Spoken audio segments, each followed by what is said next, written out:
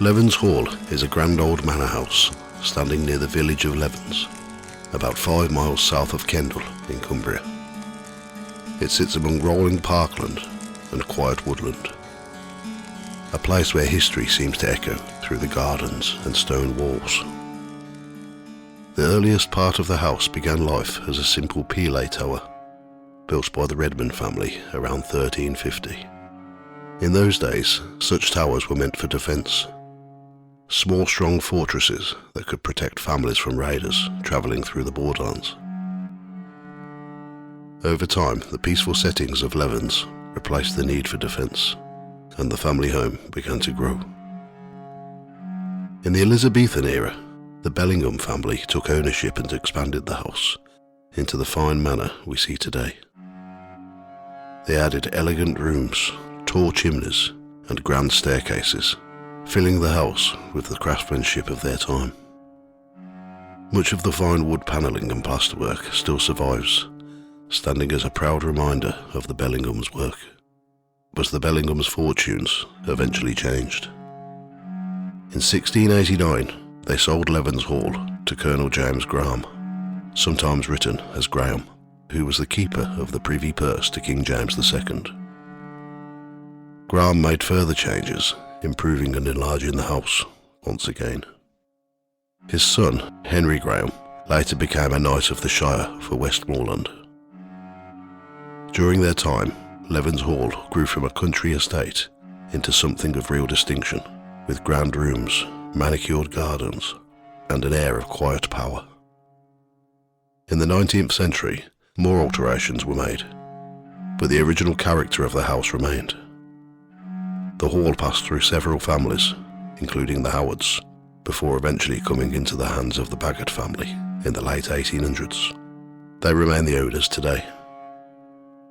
Levens Hall is still open to the public, giving visitors the chance to walk the same corridors once graced by nobility and servants alike. The estate is well known for its collection of historic steam vehicles, including traction engines, that are often fired up on weekends and holidays.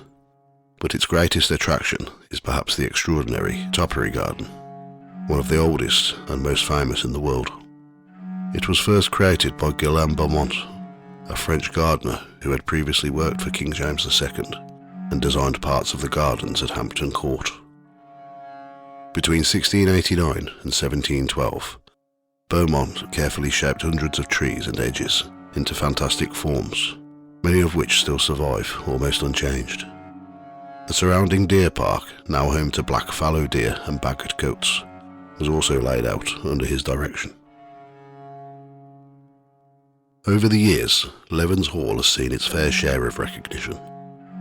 It received funding from the government's Culture Recovery Fund in 2021, and its gardens were featured on BBC's Gardener's World the same year.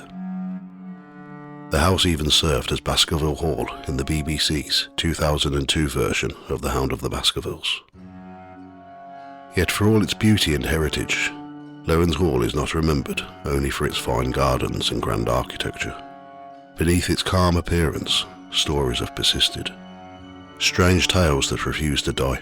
Servants, guests, and even passing motorists have spoken of figures that appear from nowhere.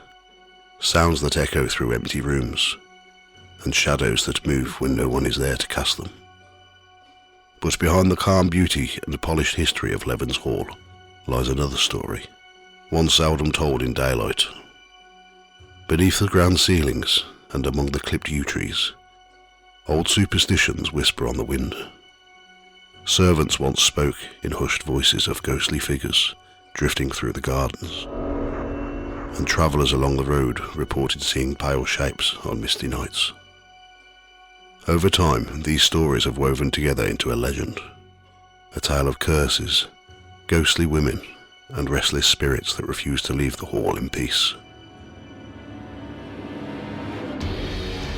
If you're enjoying my content and want to help me make even better episodes, you can now support me on Buy Me a Coffee. Every bit helps to upgrade my gear, spend more time researching, and keep bringing the stories you love. Just head over to buymeacoffee.com/ghost tales. It's quick, easy, and really makes a difference. I've also put a link in the description. Thanks for keeping this going. Beneath the calm beauty of Levens Hall lies a shadowed past, one filled with whispers of curses, ghostly figures, and strange happenings that have unsettled visitors for centuries. For all its elegance, the house has long been known as a place where the veil between the living and the dead seem unusually thin. The oldest and most chilling legend tied to Levens Hall is that of the Grey Lady, a sorrowful spirit said to wander the grounds and the long driveway. Her story begins in the early 1700s, when a poor gypsy woman arrived at the great house, seeking food and shelter. She was turned away by the servants, left to wander the frozen lanes with nothing but the clothes on her back. Days later, she was found dead, starved and bitter, but not before cursing the house and all who lived within it. Her dying words were said to be a prophecy that no son would inherit Levens Hall from his father until the River Kent froze solid and a white fawn was born in the park. From that moment onward, the house seemed caught in the grip of her curse. For generations, the estate passed not from father to son, but sideways to brothers, nephews or cousins.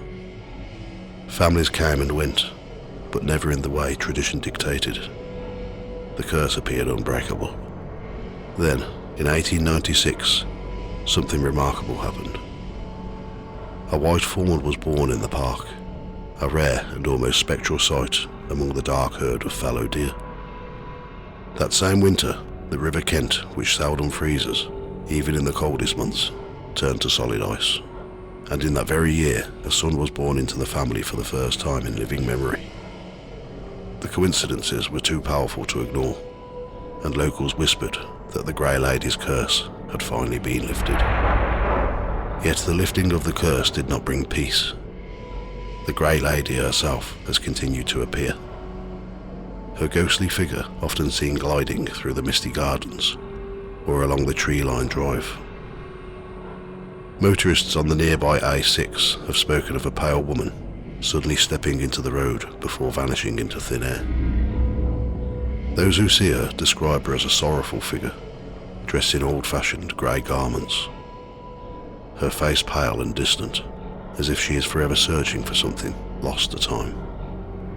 Some say that when she appears, a small black dog follows her, a silent companion with glowing eyes. Others believe this phantom dog is a separate spirit altogether, seen not only in the grounds, but within the house itself. Witnesses have described it appearing on the main staircase, or slipping silently through the halls, before disappearing into the walls. Unlike the woman, the dog is not thought to be malevolent. Instead, it seems to act as a watchful guardian, keeping a quiet vigil over the house and its troubled history. There are other spirits too, whose presence is harder to explain. In the 1960s, visitors and staff began to speak of a pink lady, an apparition, wearing a soft pink dress and a mob cap. She is said to drift through the upper floors of the house, appearing calm but distant. Her identity remains unknown. Some believe she was once a maid or a guest who died at the hall, though no record of her has ever been found. Beyond these unknown apparitions, there are stranger, fleeting happenings. A dark shape has been seen moving along one of the corridors late at night. Lights have been spotted flashing unexpectedly in the gardens when no one is there. Visitors have reported the delicate sound of a harpsichord playing somewhere in the house, only to find the music room empty.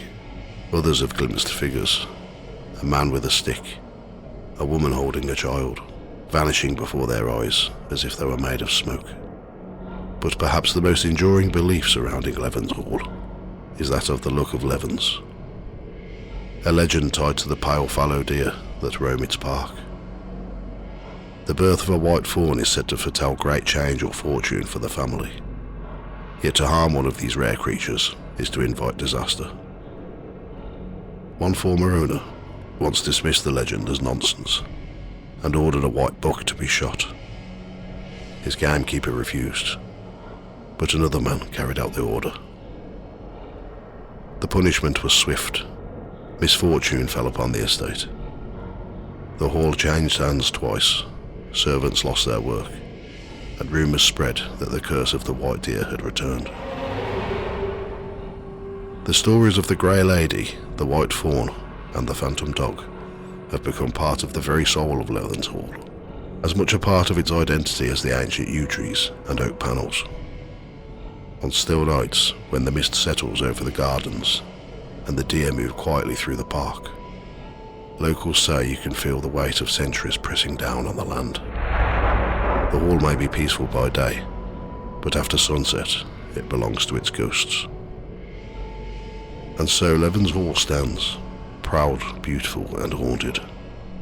Its walls have seen loyalty and betrayal, wealth and ruin, love and loss. But more than anything, they have witnessed the unbroken link between the living and the dead. For at Levens Hall, the past is never truly gone. It simply waits in silence, watching and remembering.